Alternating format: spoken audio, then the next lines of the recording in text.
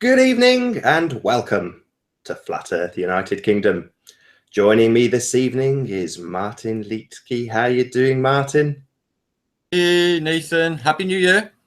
I know it's Happy New Year to you, mate. We haven't spoken really since no, not really, not really. Only in words, printed. So Happy New Year to you and your family. Let's have a jolly good one. I hope it started off pretty good. Everything's nice in the realm of flat Earth. Hopefully. I suppose it's a weird time at Christmas, isn't it? Because for some it's really joyful. You've got all your family around you, you're giving out gifts, and for others they might be completely alone and it's a really miserable time of year. I always think of people. I always think of the homeless. Christmas time. I spare them a thought and thinking how much that must suck. It's freezing cold. You got no one, and sometimes these people are not just lazy bums. Sometimes these are people that are victims of circumstance, like a cascading events of one particular guy I used to know. He was on a television program when I was a kid, and it was a documentary on the BBC. So I thought, when I was watching, I thought, Christ, I know that guy. We see him all the time. But they told his story of he'd lost his wife and he'd had all of these circumstances and put him where he was on the street. And indeed, in the documentary towards the end, they found him dead. So I was like, bam, when I was about 14, 15, I watched that documentary. So I've always spared a thought for the homeless Christmas, because I can't imagine how horrible it is. And people with sick relatives and all that, you take all that for granted. And I've just been into a hospital recently and seen the other side. Don't people put it in the back of their minds, and why the hell should they spare it a thought anyway? It's not an immediate reality, but I spare a thought for it all, everything that's happening in the world. I don't take nothing for granted, Nathan. I am grateful for everything that I have, and if you're not grateful for anything you've got, then you're not going to get any more. That's how the universe works in kind, I believe. I got a comment from a guy that was saying something along the lines of, he'd become a flat earther and started to reassess Christmas in the same way probably you and I have. But he said that rather than celebrating the typical things that people celebrate at Christmas, they looked back on the year that had passed and celebrated the good things that they'd done for each other. And I thought that was really sweet. I like that. But you know what? I emphasized it time and again over this holidays, is why do we need just one day for everyone just to be nice to one another? Goodwill to all man. Why can't we be like that all year long? Why have we got to make excuses like, oh, well, I'll be nice this week and treat everyone with a bit of respect just because it's Christmas, aka I feel committed to. Some people feel forced into being nice just for that week. I can see it. It's palpable. I witnessed this with thine own eyes. People forcing themselves to be nice. And the rest of the year, they will be back to what they usually like. But it is a bizarre day on Christmas Eve, because it's one of the only days on the year where doesn't matter what town you live in, you'll walk down the street and a random stranger will say, "Good evening," or "Hello." It's the only time it's full of so much cheer that they want to say hello to everyone and pass on that cheer. Yeah, I experienced a similar thing, but on Christmas Day. And it was the only person actually seen on my journey when I was walking back from my family's house. He looked at me and thought, shall I say Happy Christmas to him? And I thought, shall I say Happy Christmas to him? And we both thought, no. Obviously not in Wales then. No, let's be reserved. Not bother. Not today. He's walking his dog anyway, so he wasn't going there. But yeah, it had made me re-evaluate Christmas, being a flat earther. I was anti-capitalist anyway to begin with, but people equating it to, well, we'll worship it for the solstice then instead. Well, that has repercussions, or the real aspect of why they worship this time of year in the first place, which we've been pressured into doing against our will. And these rituals of Christmas presents and Christmas trees and everything else that goes along with it, I really don't feel comfortable with anymore. Knowing what it is, Santa Claus, bloody great, love him. He used to give me dolls, and I used to say, "But I'm a boy." I hate the man, right? But I still feel now, because I'm a flat earther, against these sorts of practices. mainly because I think that they're ill understood, and maybe we should give things a little bit more deeper thought I had into a bit of a win where Santa Claus was concerned this Christmas. And yes. my sister's going to hate me for saying this, but basically my sister, my niece, had got in touch because Santa Claus may not come because she'd spilt a drink. That was basically the sort of text message we'd received, me and my wife, from my sister, saying that her daughter was really upset. Santa Claus might not come because she might be on the naughty list. So the way that my wife got around this was by sending her a certificate from Santa Claus.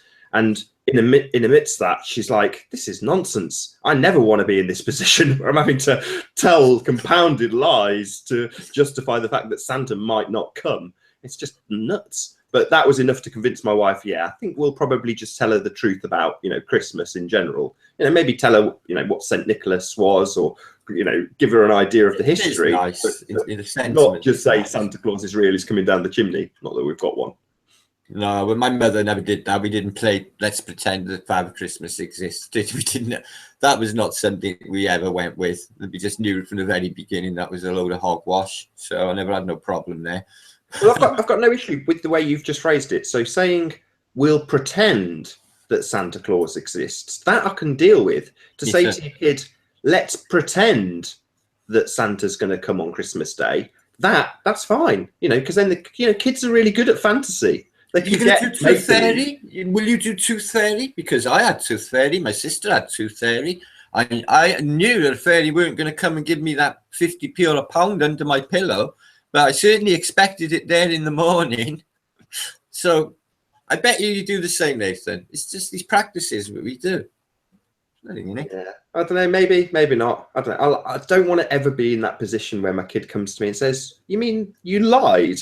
I'll be like, "Oh, don't lie." You're like, look, I had this argument with my friend a couple of, about 3-4 years ago, when we said, well, look, our parents lied to us. They lied to us about Father Christmas. Well, not me, but most everybody out there was lied to from the instant about Father Christmas. All right, school and the rest, and the parents are actually complacent too because they don't understand what's going on. Really, some do, but they're against it. I read, just not to go off topic too much, Nathan, but there's a lot more people now doing home education or educating their children at home. Are you for that at all? Do you think this is a good thing? I've got to be honest, I haven't even given it any thought or consideration. It's the first time it's even crossed my mind. No, I wasn't suggesting for Alan in the future, but I'm just thinking because a friend of mine did it with two of his sons. He kept him home from a friend that died recently. Two of these kids that he kept home, but it's because they were going through bullying. Well, to me, that's something that all of us need. Something we all need to address when we're in school, and we had to either fight it out and get it out, sorted out, or spend the rest of your life hiding behind the bush. That's the way it's going to go in this world. So he literally pulled them out so that they didn't get to learn that lesson, and now because of that, they are struggling with social abilities through their life, both of them. And I'm convinced it was because of that home education. They missed out on the interaction with the women, the girls in school, and the whole way that the structure of school sets you up for what's in the outside world, but it's got no resemblance to the outside world. Once you get there, everything's formal and wooden, isn't it? Oh God, time to go to work, be told what to do, and everything's. Oh, I couldn't disagree more. No. You leave the playground and you stay in the playground. I mean, flat Earth at the moment is so evident in that respect. It does seem like we're in the playground still. Yeah, flat Earth. Yeah, I will agree with you there, Nathan. I will agree with you. Even if you had a corporate job, I'm sure there's people watching right now that have got a corporate job, and it seems like they're going to the headmaster when they go to the department manager. When they have to explain that somebody's done something they shouldn't. It's like they're tattletaling. It's just like being at school. Nothing changes.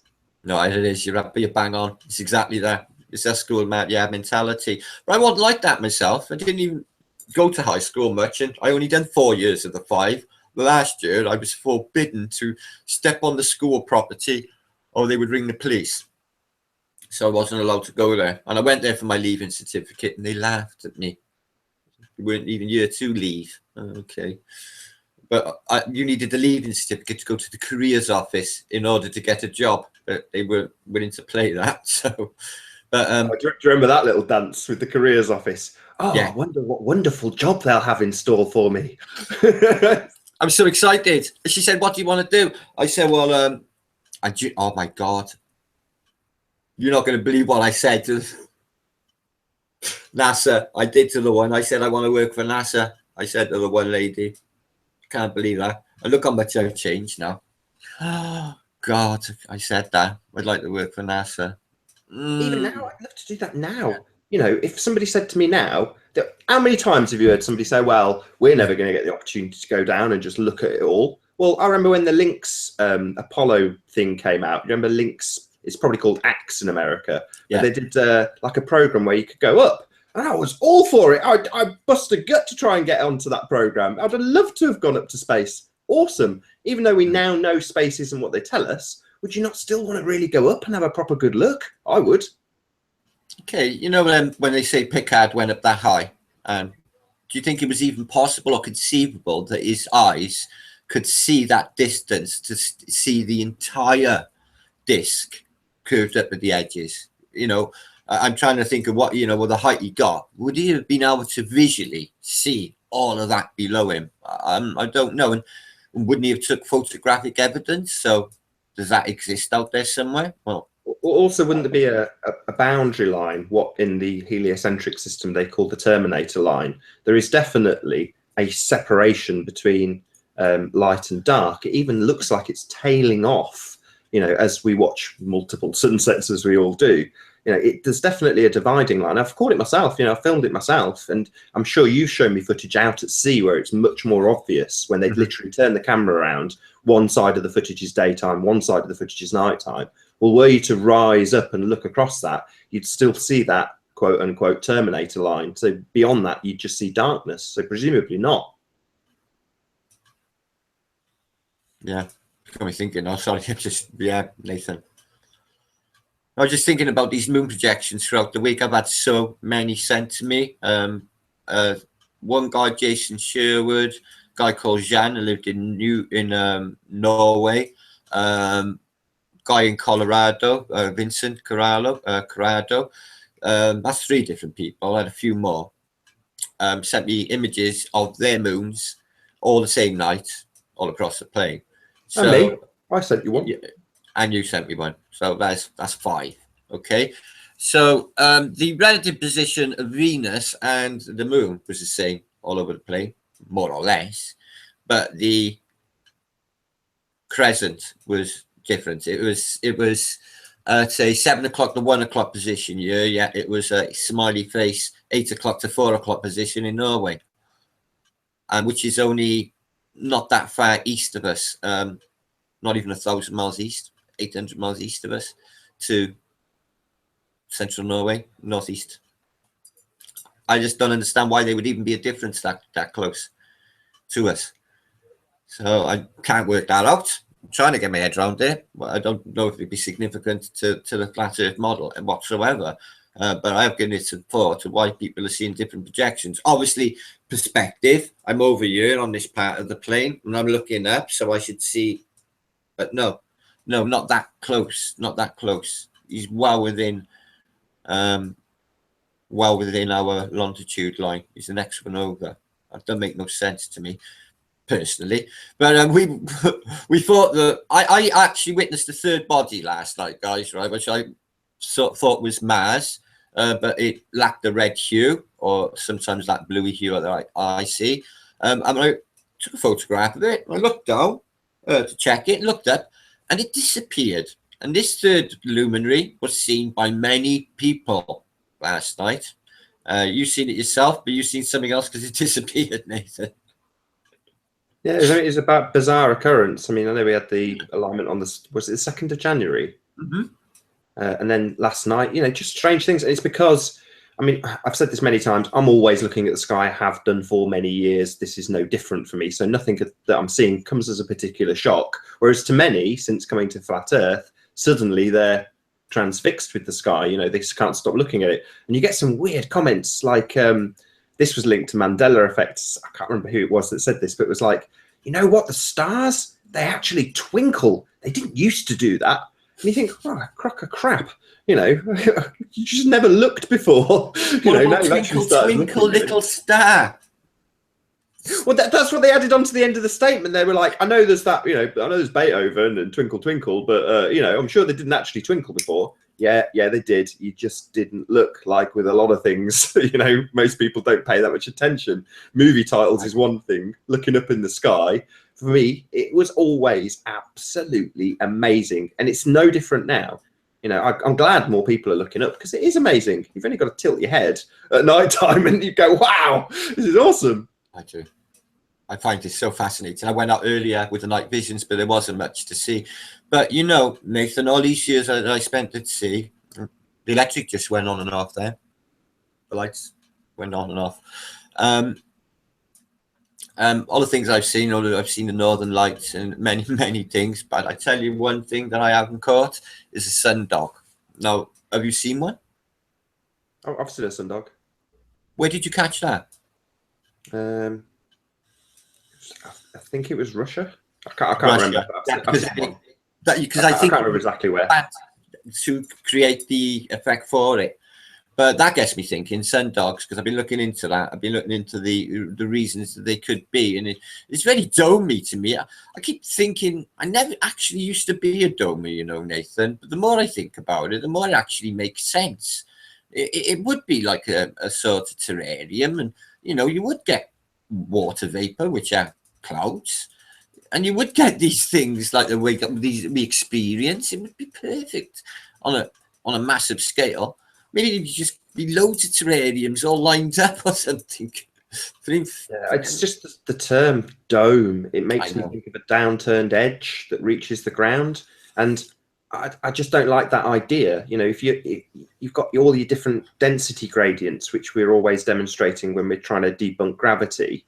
And you can just imagine that going up and up and up and up into all the different layers until you reach whatever plasma, say for the sake of argument. And there's always various different interactions between these different states of matter. You know, you've got solids with gases dispersed through them becoming foam. And I'm sure up higher in the atmosphere, when MIT say there's a hard, fast layer and it's like a glass ceiling, I think that turn of phrase is kind of misleading. You know, being like a glass ceiling doesn't mean it's made of glass, doesn't mean it's a dome, doesn't mean it's got any downturned edges. It just means we can't get past it. You know, it is a hard, fast layer, but that's as far as it goes. Layer, I like that. It's a layer, an impenetrable layer, fine, but dome, it makes me cringe. You get different densities of water, don't you? You ever seen that video where that guy was in that sub and you seen some still water pond or something, and he was like, I think he was in the Sunrise Trench or somewhere ridiculously deep. Yeah, with the mussels all around the edge, and he bounces off it. Yeah, and he couldn't penetrate it because it was just like, well, more saline. I don't know what reasons, but there was just different density of water, and he just couldn't penetrate it. So I'm not saying that there's water up there, but there are different densities. That could be one way of non-penetrable, if that's a word. Oh, do you know what, Nathan? You know, I've been chucking out that theory that Tunguska event could have been caused by Tesla's death ray. There's all videos made about it now. My theory. Great minds. Out into the ether. I've been chucking that out into the ether for about 6 months or more now. Are you trying to claim credit to this idea? Is that what you're trying to hint at? I'm trying to say I can't believe that too many people thought that at the same time as me. I got 300 videos now. If you go about 150 back, I was saying it back then, so I'm saying it a long while. I'm not saying I claim credit, but no, it was just I just think it, and other people are thinking it too. And it is a good theory because it happened the same year, and it is an inexplicable event and humongous sized event. You know, you still see the damage there today. Tree splinters and such. If you went there today, over 100 years later. The official story is they don't know what caused it, correct? Well, the official story, according to my book, is the Russians will say it was a meteor airburst, and it exploded as it entered the atmosphere, causing an airburst, which flattened the trees out in this said fanned fashion. But that doesn't ring true because towards the edges, they all spiral outwards. It's really unusual. Well, but why would they be there at all? If I mean, surely they'd just be obliterated. They wouldn't just have all the bark charred off them. This is exactly why it doesn't work. And there was no crater, there was no impact point, there was no debris. You think of something that would have caused something of that size, there would have been some meteor sheds, but nothing ever showed up. But it is a swampy region anyway. But no, this book I got summarizes anything from an antimatter burst coming in from the cosmos, because globe believers believe that antimatter bursts are a real thing, as they believe gamma ray bursts are a real thing that could take us out at any moment. Or supernovae. Beetlejuice is going to go supernovae, Nathan. I've been watching the Hypothesis recently. Getting really into him. He's way beyond my pay grade, but he's great. And he's saying, well, photons, makey-uppy nonsense. So once you expand that out, you get to a lot of these things like gamma ray bursts and go, that probably doesn't work either. No, it doesn't. I got a book called Gamma Ray Bursts. That's what its title is. And it's an entire book just on that subject, believe it or not. But the more you dig into it, it's kind of a nonsense with the way they describe it. So because of the way that light travels, you've got this situation where we are literally, I think it's 7 minutes behind with our sun. So is it 8 minutes? So what we're actually seeing, according to the heliocentric system, is a 7 minute old sun. So were the sun to explode now at this second, we'd be in blissful ignorance for 7 minutes. Well, no, light doesn't travel that way, according to the Hypothesis. Obviously, like I say, it's way above my pay grade, but it's fascinating stuff to listen to. I'll have to look into that, Nathan. I'm quite intrigued with the properties of photons, because apparently they're massless packets of energy, almost massless. So how can they even exist? And yet I've been giving light a lot of thought, especially since I've been a flat earther, and the properties of light. They're ill understood. Obviously, we only see a tiny amount of the visible light spectrum. But the properties, I think in scientific terms, I need to work it out. So I think, okay, well, light is a wave function, and if it's not a particle as such, how does it exist? The way they explain it. So I can't really go with a scientific model on light, especially light speed, 186,000 miles per second, they say. No, the more I think about it and the properties of light, it doesn't work. They want to. No. The explanation he gave, as this is as best as I can do, given my limited understanding, was if you imagine, again, you look at your density gradient. So you've got your glass of water with a straw going through it. Well, as the light travels through that glass, it's being slowed down by the different mediums. But when it reaches the other side, it speeds back up again to reach your eyes. Obviously, the light, the thing that you're viewing between here and the glass has no speed change in the photons, according to what they tell us. But of course, that makes no sense. How would it go through and then speed right back up again once it reaches the other side? If it's been slowed down and it's an actual thing, then it's been slowed down. That makes no sense. But that was how he explained it. Like I say, definitely check him out. He's a photographer. So I know it's Ken Wheeler, isn't it? Yeah, exactly, Ken Wheeler. Yeah. I know. I follow him. I follow his stuff on what he was doing on not Gravity, but his ideas. It was Bob actually watching Globebusters. They turned me on to him. The first time I'd seen him. And I really like the stuff, yeah. But I will watch that. I find that fascinating. Light is ill understood, and that's counterintuitive, isn't it? How can it slow down and speed up again? Does it have his own mind? He's looking at all sorts of stuff. So when he's talking about gravity, he's talking about things like frictionless clutching, and he's got this $1,000. It's the size of a cake. This massive neodymium magnet. How on earth he keeps bits of crap off it, I have no idea. And I even asked him, and he was like, "Oh, you just keep it away from stuff."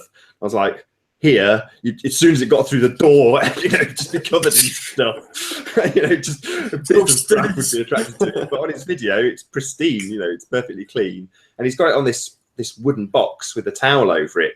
And, you know, things like trying to suck its way down to the metal table, you know, it's just fighting with everything that's metal around it. But yeah, like I say, he spins up a gyroscope, sticks it in the middle, and it spins quite happily, sticks it on the edge, and it slows it. And he's talking about, you know, this will be the future, frictionless clutching. Oh, that's incredible. Yeah, I've seen a bit of this, but despite him, but that is a definite for the future. Oh, that's incredible. I like the grabless change. That technology is easy to harness. You know, what technology? I didn't catch that. I can't say it. I'm tongue tied there. These gravity-less trains that just run on a basically the repellent magnetic levitation. That is something that can easily be done everywhere. They're spending something like $500 million in Britain redoing the railway lines, yet they don't introduce maglev. And I'm thinking, why don't they? You know, it just, you know, the costs would go down on everything, the fuel, and it's such a smooth way to run on air, on a magnetic train. Awesome. Can you remember years ago, space lifts, the concept of space lifts, Nathan? Of course, we'd have, what was the technology they were going to use? Like nanotube. I think it was nanotube technology to have a cord going all the way up so that they could run an elevator up and down, up and down. You know, again, when I remember them telling me about that and thinking, hang on a second, so this thing's going up. So the top point of it, that's going to be spinning, you know, the rim velocity is massively increased as you go out. So you've got this even greater speeds on this stupid thing at the top of it. Can you imagine in reality if it was on a spinning pole, it would be just dragging behind like a wagon tail. You know, it's being dragged along at the top and it's like curved. Ridiculous notion. It is so stupid. I know. Yeah, you're right. Nano of the top of an Andean mountain, apparently, and it was supposed to be completed in 1999. But a friend of mine said that he had a dream that we were on it, on said space lift. He went to the space hotel, so this was definitely going to happen. So I never really understood the point of it either. NASA put a challenge would it serve? No, I think it's just decoying. NASA put a challenge out to all like American universities, you know, the high-end ones, Ivy League ones, like Stanford and all of these. And they was $1,000 for any students that could come up with a space lift. And then there was 4 geeky kids came along with their concept, showed it off. It was on a documentary, one of them discoveries probably. And they showed off their invention for a space. Yeah, I saw it. It was a solar-powered pulley system that would climb up a rope, basically. You got it. That was the best they come up with. So they were offering $1,000. So they were trying to promote the idea of getting up in a space lift. But that was if space was a reality, right? Then that would be beyond the bounds of possibility for them to do something like that off an Andean mountain. As a reality, they're poor. They just can't do it, and they will never do anything like that. And this we're picking apart the flaws in the stuff they say is actually correct and saying, well, that doesn't make sense, that's nonsense. So the theoretical stuff they come up with is so out there when you consider that. Nathan, do you know what? It worries me how flippant they're getting with the news now. They're really extracting the urine with us now. They are with Nathan. This guy, who was an actor, an American in I don't know whether you've seen this. He's in Istanbul. He's an American. Apparently, a bullet has ricocheted or hit his iPhone, okay, off an AK-47, and he got a tinsel tied around his leg. And he's in the back of an ambulance saying, when I get this terrorist, I'm going to beat him up. I'm going to beat him up. Yeah, I saw it on Russian bits. It was cut with kung fu fighting, wasn't it? But like you say, he's got tinsel, no blood, absolute outrage. Outrage. Are they just taking the piss or what? And they're getting worse. The worst one for me was this guy standing behind the Russian ambassador in he was a Turk apparently. He looked absolutely nothing like any Turk I've ever seen in my life. He looked pretty British actually, and pulls out a gun, shoots a guy in the back, so the guy naturally falls on his back, never mind the force of the bullet pushing him forward, falls on his back like this, outward stretch, symbolically. And this cameraman who stands in there doesn't run or duck away, he just stays there. And the guy with the gun looks at him together. He doesn't even shoot at him. That's what worries me. Fast, wasn't it? I mean, the squibs went off and his collar goes up. But yeah, but that's starched collars, Nathan. My grandfather had the same, and they're so starched. And then if you go like that, they'll go like that. If he had a fat neck, and when he went like that, right, it caused the collar to flick up. I've seen it happen. I've seen that effect happen with fat blokes and starched collars. Fact. I mean, I'm no ballistics expert. But you see that, though, would he be dead before he hit the ground? I don't think so. I mean, I've watched enough gory shows online that have got actual footage of people being shot. One bullet is not enough. No, look. You know, 50 Cent, he's been shot like half a dozen times. Yeah, and it's like he's lucky they miss everything. But that guy had big body, he had big muscle. You know, well, actually, I was going to say fat, but yeah, Nathan. You see what they do with ballistics gel? It's just no. He wouldn't have died. He'd have been squirming in pain, maybe. Or this is something I've talked about before. It's probably not for everybody, so viewer discretion advised at this stage. But there's a website called Best Gore, BESTGORE. I don't know if I've ever mentioned this before. Have I mentioned this to you before? No, I've never heard of it. No. I think it was a conversation I had with Stephen Chess, and he was explaining that he'd you know, I think it was after the Paris attacks. He was saying, you know, he'd seen what people look like when they're in their, you know, state of death. And I was like, oh, you're a Best Gore subscriber, aren't you? And he's like, oh yeah, I am. Yeah. I was like, right, okay, great. So we're both on the same page. We know how much abuse people can take. And this sounds really horrible. It's a difficult thing to phrase. You know, people are really hard to kill. You know, this is going to sound so. That's a fact. But yeah, you know, having watched a few shows where they show, you know, people being executed, and I mean, no doubt whatsoever that it's absolutely legitimate. You know, horrifying. But it shows you that people will take a lot to kill them, and I do mean a lot to kill them. One shot, he wouldn't be dead before he hit the ground. You know, he might be writhing in a huge amount of agony with a lot of blood around him, but there was none of that. See, this is what busts it apart. But you're right, people are hard to kill. I know of multiple occasions in Cardiff's history where when they used to hang people, they didn't break the neck on the first time. Some people had to be done 3 times before the neck break effect would kill them. Horrible thought, isn't it? Yeah, we might change the subject. Yeah, I know. I was just thinking of Marie Antoinette's head in a basket, then saying the Lord's Prayer, and see what shoots into the psyche when you get on these sort of subjects. Apparently, that happened. You know, did you know that? What happened? Well, when Marie Antoinette was having her head chopped off on the green, where this in the Tower of London, but this part of the green of the Tower of London is somewhere where the ravens will always congregate. It's a bit of a spooky area. But when her head was chopped off, she was saying the Lord's Prayer, and when her head went in the basket, everybody swore that her mouth was still moving and the words were still coming out. It freaked them out. Apparently, a lot of people run out in hysterics. Caused a bit of a stir in London. Yeah. I mean, I could probably imagine that being true. Well, I've got a book called The Unexplained History of London, and it goes right the way back in time of all the really unusual tales out of London. And believe you me, there are so many unusual tales, like, you know, Sweeney Todd for one, you know, and God, there's so many. But that was one. There might be Americans watching that don't know the story of Sweeney Todd, although I think it was a Johnny Depp movie, a musical.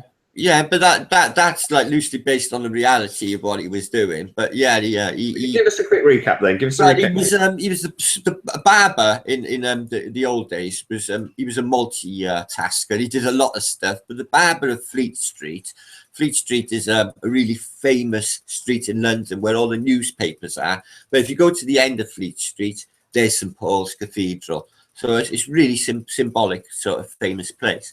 So he had a barber shop there, and he fell in love with this lady, and she demanded things. She wanted shiny things. So he was his business was frailing. So she devised a method that they could bring people upstairs into the barber shop. He would collapse the chair. The person would basically go down a slide to the bottom of the basement of a bakery below the barber shop, where she would crown them and kill them, and then they would basically chop them up and put them in the pork pies. The entire population of London at this time, because it got very popular, were eating human flesh. And this happened for quite some time until Sweeney Todd got busted, and it was a kid that had spotted him across the road with his chair going down all the time. And he eventually pulled police didn't exist at this time, but the local, what were they called? The Blues Tattoos, weren't they? So we called him over, said, look, and the chair was collapsing in the window. So they caught him. And there's no telling how many he killed, but he was a mass murderer. It was in the dozens. This could have been going on years, they said. Sweeney Todd, the barber of Fleet Street. What a sick man, though. He earns a fortune selling human pies. Worse than Soylent Green, Nathan. I was going to mention, so I was waiting for the right moment. You weren't, were you? It's a good film. It is. Soylent Green is people. People. Yeah. What gets me at the beginning is Charlton Heston takes his father is this actor, one of my all-time favourites, or the famous old gangster. Oh, 3 Barrel Lane. I had it in my mind and it went. Anyway, so Charlton Heston takes in this slice of lettuce, and you haven't seen it for like 20 years. The green is eating the atmosphere is polluted a pea soup colour. And he takes him up this piece of lettuce that he's found at a murder scene because he's a detective. And he's like, is that what I think it is? Lettuce? Real lettuce? I know when I was a kid watching that, I thought, oh my God, that's the world to come. Lettuce will be a rarity and we'll be eating Soylent Green. Well, we've had Patricia Steere recently read 1984, and they had a similar scene in there, didn't they, when they had real coffee and chocolate and things. Mm-hmm. Very similar. Did you ever see that film V for Vendetta at all? With yeah, sure, with the guy out of the Matrix, plays Smith. Yeah. There's one scene in there where Stephen, the famous British comedian, the one with HIV. I don't like to. He's not famous for that. The one off Blackadder, Stephen Fry. No, yeah, he stars in it, right? And he's a collector of objets d'art. So he's got this underground like bunker where he opens it up and everything old world is in there. But yeah, he's got Bibles and the Quran and things like that, hasn't he? Yeah, but it's the death sentence just for having these objects. And imagine a time in the future where that will be, where literature or just object d'art or even just objects like a snow globe are not even allowed in that utopian society. That would be a nightmare. That was something else that Ken was talking about, which was data.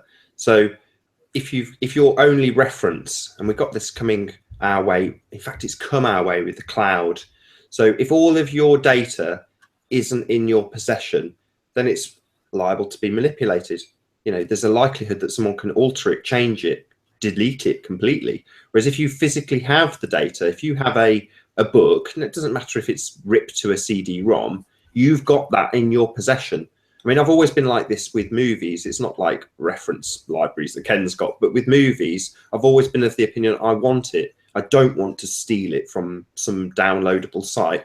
I want a physical hard copy. And every time I've got a new computer, I've got a copy to put on that hard drive.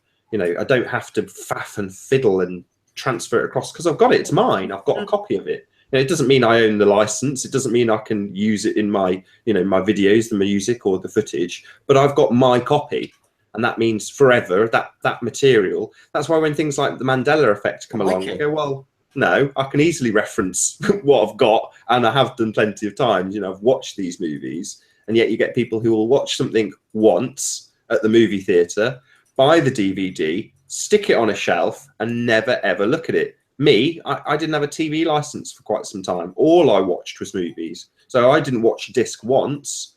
I watched it dozens and dozens of times. And me and my wife were saying this yesterday. We got the new X-Men movie or whatever, Christmas present. And we were fighting over who gets to hold the DVD, the case. Because like when you're kids, who gets to hold the, it's like that. So, and when you're holding it, you're studying it, you're looking at I understand. Do you know what's on a big comeback now is vinyl records. Everybody wants them for just that exact reason, Nathan. It never went away. For a while. I don't know if it's true now, but certainly when I was selling hi-fi, there was a period where vinyl was outselling CDs. There was huge amounts of vinyl sales. In recent days, you mean? Yeah, recent times. Vinyl sales are massive. News last night. They were saying that they were in a record shop and they said it's gone through the roof. And they asked like a load of younger people what was the attraction, and they were saying basically they sound better. I think second harmonic distortion. I just something about it and that crinkle as well now and again, and the fact that you can basically read them and it's something physical and tangible that you can hold, and the lyrics are written down. You can read the lyrics. And do you remember? I think it was "Don't Forget Your Toothbrush," and maybe not "Don't Forget." It was Chris Evans. Maybe it was. Yeah. TFI Friday. That was TFI, it. And when CDs had just come out, this in the 90s, not just come out, but were really popular. It was all you could get, and he made this massive hand with like with a record-sized CD, so he could hold up the massive hand with something that you could actually look at rather than this poxy little CD. I remember it. I remember that, Anne. I remember it. That was a long, long time ago, Nathan. I can't believe you can remember that. I had a dream about Chris Evans back about 2 months ago. I was in a job working with him. Weird you should say that. I'm not joking. Chris Evans. I've never met the guy or seen him in real life. Pretty strange. Broke my dream, man. Sorry? Ginger. Yeah, she's a ginger mother. Yeah. Yes, he is indeed a ginger. Yeah, he used to have a big breakfast with Paula Yates, and Paula Yates was an extraordinary story.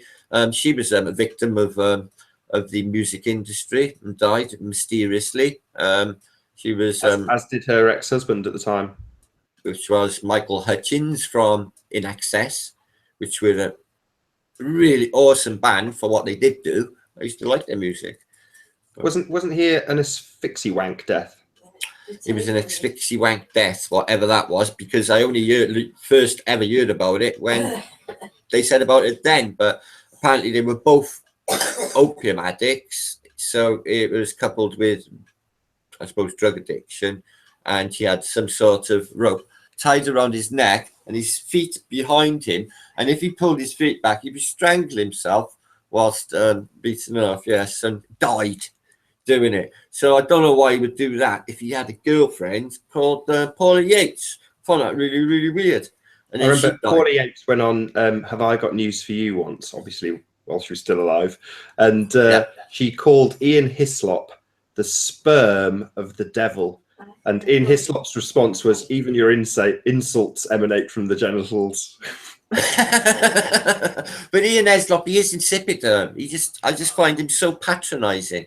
He's like got this aloofness where he's so much more intelligent than everybody else around him. He drives me nuts. Probably because he is. Yeah, that's probably because he is. Yeah, I know. But he is the editor of Private Eye, and he's an insider. And I don't find Paul Merton at all funny, Nathan. I find him. Oh, you don't? I like Paul Merton. I knew you were going to say it. I knew you were going to say it. That's why I said that. I thought, I bet you like him. I used to like him, but now I find him droll because he's a bit dated, and that sort of humour is not really PC anymore. What he used to do, same as Harry Enfield. His old sort of routines. Not he did Ken. That teenager. It's not Kevin and Perry. Kevin and Perry. But what is it, Mrs. What is it? Thank you, Mrs. Patterson. Yes, Mrs. Patterson. That was Perry. Perry was my favourite, but that was played by a woman, Kathy Yates. Marty. Yeah. Yeah, Kathy Burke, I think it was. Kathy Burke, yeah. But he did it on a stupid Christmas show that was on telly, and do you know what? I don't know why anybody in that place was laughing. I haven't got a clue. It's so lost on me. The humour of today, I really just not finding funny, Nathan. I'm just not. I was into alternative comedy, and you know, I still find Monty Python hilarious, but nothing that's coming up now I find funny at all. Not really. You were talking about Time Bandits the other day, and I haven't watched that for years, I must admit. And you mentioned about there being the map they use in it being akin to a flat Earth map. Yes, it is. I need to take a closer look at it. I'm going to download it and I'm going to freeze frame it, because it was a circular map. It had corners, it had portals, and there's a lot of references, I reckon, in that film to flat Earthness, don't you know? I really do. So I'm going to look deeper. What am I doing? Because I'm live on air, yeah? Oh dear. Sorry, Nathan. I'm doing something that's nonsensical. I did warn you of this scenario. Have you got people in chat, Nathan, at all? Yeah, I've been keeping an eye on it. Stephen Chester's in there. Markovsky. Yeah. Hey, Mark. Got. I can't read at this distance. I can just about make it out. Something. I haven't even something Puppet Master. Yeah, and what I find is I did a modding the other day for about 3 hours, and it was just watching the screen constantly, and my eyes were shot by the end of it. And what I find is, apart from it's distracting when you're trying to talk, it sort of sways you away, don't they? It is definitely a skill. You know, I've got it. I've got 50% down. I can just about keep an eye on the chat and keep a conversation going. And if something interesting happens, you know, someone in the chat earlier was like, "No, Nathan." I'm like, "No, what?" Right. This is why I won't look into chat and get into anything like that. It's a new year. Not doing that this year.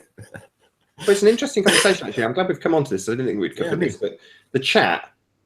What I won't phrase it. I won't lead you anyway. What do you think of the chat in general? Do you think it's useful? Oh, I love it. I love it. I absolutely love it. I think it's useful. It's what I have found out is the psychological aspects. You know, the personalities that have come out. My mother's having a conversation. My sister just come back from Spain, or Lanzarote, as I like to call it. Can you go in the bedroom, because I'm live on there, you? No, it's her house. Don't be silly. No, Amy. She's talking to my minty horrible sister, you Nathan. You're a proper misery guts, you are. I am getting old, though, Nathan. I'm entitled to be a misery guts. Okay, I'm a middle-aged man now. What was you asking me then? No, sorry. About the chat. I mean, until Dell actually got people to come in and, you know, communicate in such a way that you can get people in via the chat. I've always seen it as pointless. Yeah, you can stick the link straight in the chat if you want to, but it never ends well. So is there any useful conversation that takes place in the chat? To me, it just seems like every other chat room I've ever seen. It's just lots of abuse, I'll tell you what it is. arguments. It's a lot of hellos, a lot of greetings. So everybody greets one another. And then some spiteful stuff starts coming out from one or two individuals. And then that starts a chain reaction amongst other people. The people who are meaning good to be trying to keep peace, but actually make it all worse. And then it ends up battling away in chat. And then people end up getting timed out and what have you. So this always happens. And that's part and parcel of chat. But there is positive aspects to it. Yeah, there is. But look, what I like to think I do, Nathan, is I like to think I bring people together and chat. Yeah. It is bringing people together. You know, there's been some like that you had with Zoe the other night. That was a glorious chat. Everybody was happy by the end of it, and everything was up a vibration, and everybody was happy for it, grateful for it too. Yeah. So yeah, I think chat's well important. Yeah, I don't know if I agree. I mean, I just think it. Mainly because of the mods. I mean, I sort of cave in a little bit to peer pressure when it came to moderating the chats. For a long time, I just had Paula do it. And I was really happy. She never banned anybody and never timed anybody out because there was never any need. Really, I only wanted to ban and time people out for spamming, you know, for filling up the chat with rubbish, you know, 6666666, constantly being posted, so no one can see I what see you're it. posting. I've seen it. Yeah, spamming. Gets annoying. But other than that, as far as I'm concerned, Validation Boy's got the right idea. Leave them to their own devices. Let them fight it out in there. People tend to be a bit more polite if they know that they're not going to, just get kicked out any moment or whatever. People tend to actually just air their grievances, and then the person's there to discuss it with them. They might end up swearing and shouting at each other, which is why I think it's not useful. A face-to-face confrontation is a lot more useful than one in chat, where there's a million miles of wire between the two people, and they can say what they like. They would never say the same things in person.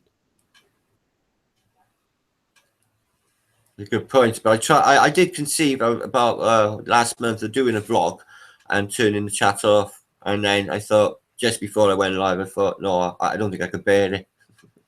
I don't think I could bear not seeing everybody, so I just didn't bother, because it's easy to turn chat off, isn't it?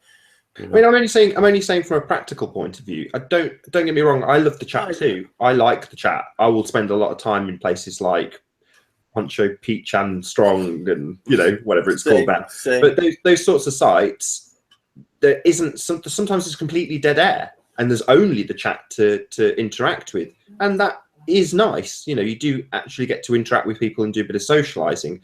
But do you ever convert anybody? Do you ever get a point across? Do you ever win any debate points in there? Nah, of course not. No, you can't even have it. You couldn't, because it'd be going too fluidly, and you wouldn't be able to conduct a decent conversation in there anyway. And then there's always a third party interfering, and everything gets confused, contrived. And no, it's not possible to sort anything out in chat ever. Especially the busier chats like Globebusters. Christ, when there's 700 people there in chat, and it's going past like. That's nothing. I've been in some tech channels. Linus Tech Tips occasionally does a live stream. Nobody will have heard of him, but look him up if you want. It just talks about computers. But in Linus Tech Tips, when he does a live stream, you can't read a thing. It's you literally can't read anything. There's a few hundred people in there chatting all at the same time, and you imagine what it's like with any given second, 20 or 30 people hitting return and posting something. It's like your chances of reading it are zero. It just gets to the point where, what's the point of having it? No one's talking to each other. They just want to get their comment in. That's all they want to achieve. Yeah, it's got its pluses, but it's got its downsides for sure. Chat. I'm just watching my mother. I'm frightened she's going to fall over. You all right there, Danny? Yeah. CGI mother, you're famous. She's got an avatar, my mother. She's Martin's handler. Mechanics of the Fourth Wall, Martin's handler. Yeah, it's really cool. The image cartoon formerly known as Tim Osman, is it not? Yeah, it's funny as anything. But excuse me, I've been full up with a chem flu all over the new year since about Christmas Eve or something. The lights keep going on and off. What's going on? There's no thundery weather, is there? That's unusual. That doesn't usually happen. Got a little topic change for you, Martin. So you've had a few very high-profile guests recently. Where do you want to start? I have. Well, yeah. Well, I interviewed Quasi-Luminous. I thought, because everybody was a week to leading up to, he came to me. I didn't go to him, and the reason he came to me, I can only guess, right? Is that I was. I'm going to interrupt straight away, because he kind of came to you. No, he put something out there, did he not? He put something out into the ether. He posted Flat Earth British After Party, which had on with Gav. Gav's After Party. What's his name? Yeah, Flat Earth After Party, Gav. Well, I was on there, right? But he'd done it for me, Flat Earth British. So he posted that. So I sent him a message. I said, "Are you calling me, Quasi, for anything?" He said, "Yes, Martin. Very perceptive of you." I was. Would you want an interview? Me to interview you? Yeah, brilliant. So that was it. End off. So I thought, well, that week everybody, and I'd seen basically Dan Dimension doing blood intent on a video, and it sort of turned my stomach a bit. And I thought, Jesus Christ, I hope he knows what he's doing, because I don't really know much about this. So get him on. I'll sit there, and you just let him blurt it out, and then everybody can see what it's all about. So I did exactly that. I sat there, and I let him just, do his thing in the chair like that, which I had to watch for all that time, which he kept morphing in and out. I was like, and then he's telling me he's the Antichrist, and then he's Satan, and watching this morphing face. It's quite a scary experience from my perspective, Nathan. But I'm not really jiggy with that blood intent thing because I don't know too much about it. If it was real and was good and not hurting anyone, I'd be for it. But I don't really know, and he's not really forthcoming with the information, is he? It's all for him. You have to do it alongside him because he is the chosen one by the Son. The Son told him this because he looked at it, and it's Jesus. So you can make your own minds up, really, guys, if you like. So that was quasi. So his message is also clear on this show. You can't fuck this up. Got to get to the center of the CD. You got it. That's all it is, guys. That's all it is. No more than that. You can't fuck this up, guys. You just can't fuck this up. Nathan said it. So after the quasi, that was like went down a bit like a lead balloon, and then I did Peaky Truth this week. So that was interesting. I approached Peaky for the second time. First time I approached him was about 6 months ago. I said, could I interview Peaky because I'm a really big fan? And he said, I don't do interviews with flat earthers, in an Australian accent.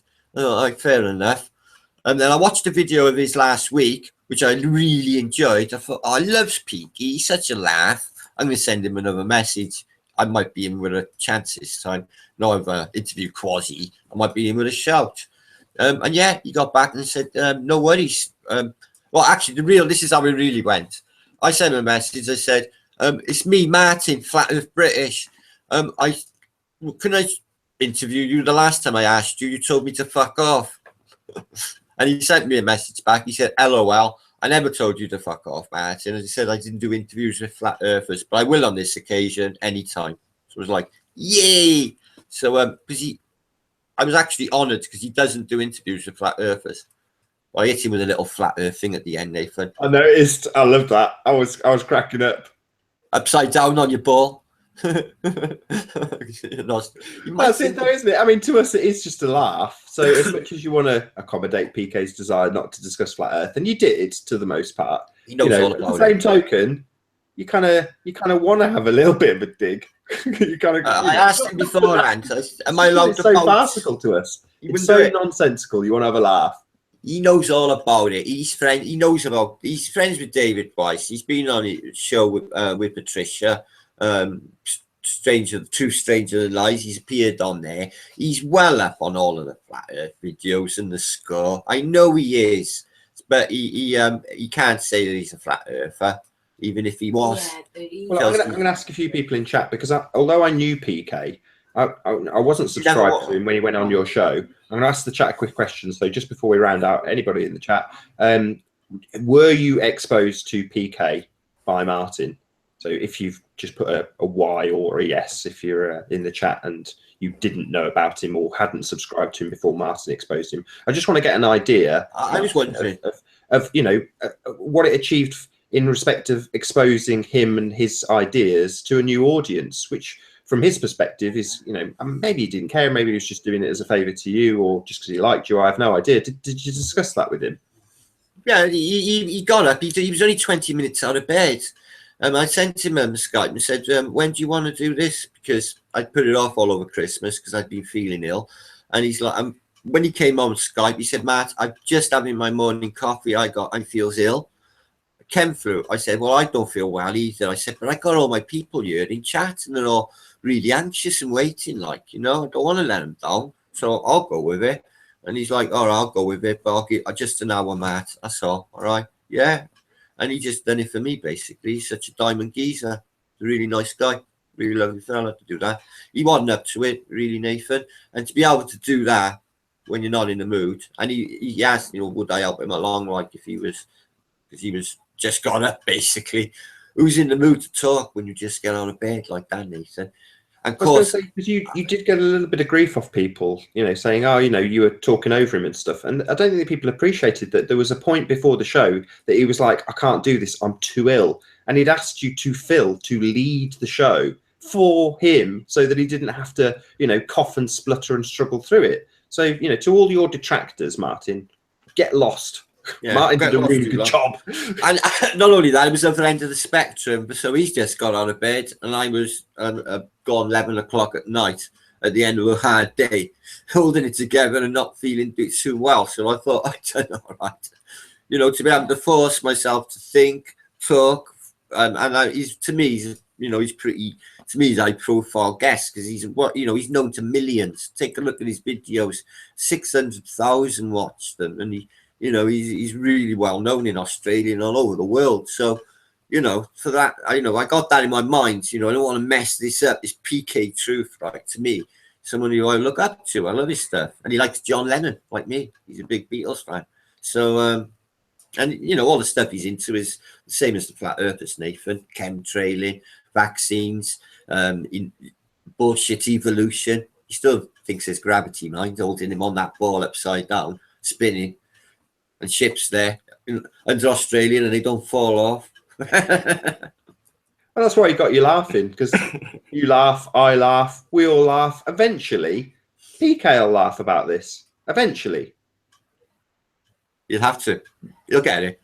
Look, if he's thinking, well, look, I spent that time with Martin and all those people who were in chat, they all seem lovely. I don't know whether he's, seen the feedback or what have you, but he's bound to think like, well, these people all watch Martin for something or other. He must have a little dig into looking at flat Earth, I suspect, especially maybe before he went live with me. He didn't mind me one bit. He liked me. Well, without sounding like I'm kissing up to you too much, Martin, you've come on leaps and bounds in terms of your presentation ability, your information. The way you actually get stuff across to people now is considerably better. I mean, I'm about 2/3 of the way through your last live stream. I don't know why I didn't manage to see that live. I was lurking around looking for something to watch and I didn't see it, weirdly. But there we go. That's just the way these things work out. But I watched it and it's great information. I did skip forward to the last 5 minutes because you told me to. Was it Led Zeppelin that you were playing, or somebody? Yes. No, it's not Led Zeppelin. It's the CSS cover version, which is much better. It's not an easy thing to do. Like, there's people out there like Jed Skeptic Media. He does it. There's people like you can do it. Patricia does it, and Mark, and there's a lot of people out there that can hit the microphone and just talk for ages, but it's not an easy thing to do. It's not as easy as you think to be able to just click go with no script and just talk for, say, 2 hours, pure impromptu. Just off like I've been talking to, say, a friend or something.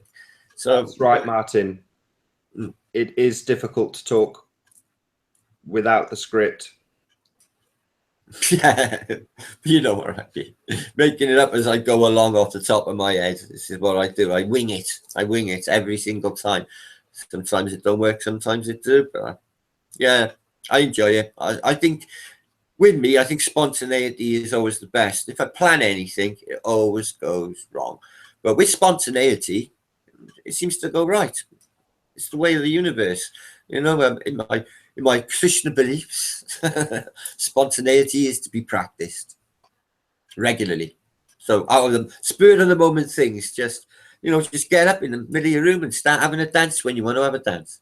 Things like that, Bless you. Oh, definitely, I'm all for that. Yeah, spontaneity drives the world, It is. And it's not boring either. The same old boring thing. I don't do boring. Definitely not, Martin. I think we might round it out there. This was a spontaneous show, wasn't it? Yeah, it was. It's been awesome talking to you, Nathan. Thanks. I haven't caught up with you over Christmas. It's been great to have a chat with you. Thanks. Yeah, well, I hope the viewing public enjoyed it too. It was nice catching up with you, Martin. It's been a real pleasure. Yeah, always you. Same too.